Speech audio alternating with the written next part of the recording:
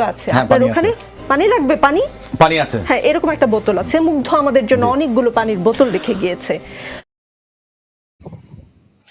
আর পানি লাগবে পানি এই পানি লাগার যে ডায়লগটি দিয়েছিলেন মুগ্ধ সেই মুগ্ধ কিন্তু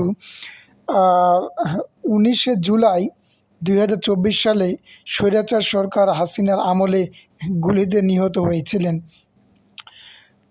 তার মৃত্যুর খবরটি আমরা অনেকে নিশ্চিত হলেও নতুন করে আবার সামাজিক যোগাযোগ মাধ্যম ফেসবুক ইউটিউবের কল্যাণে আমরা দেখতে পাচ্ছি একটি গুজব ছড়ানো হচ্ছে আর সেই গুজবে বলা হচ্ছে মুগ্ধ বেঁচে আছে। আসলে সত্য ঘটনা হলো মুগ্ধ এবং স্নিগ্ধ তারা দুই ভাই এবং তারা দুই ভাই যমজ এবং তারা দুই ভাই দেখতে কিন্তু একই রকম, বাট সেখানে বলা হচ্ছে মুগ্ধ বেঁচে আছে এবং মুগ্ধ নাকি নতুন উপদেষ্টা হচ্ছে। এই ধরনের বিভ্রান্তি এবং গুজব থেকে আপনারা সকলে দূরে থাকুন। এই ধরনের গুজবে কখনোই কান দিবেন না। সত্য কথা হলো মুগ্ধ বেঁচে নেই।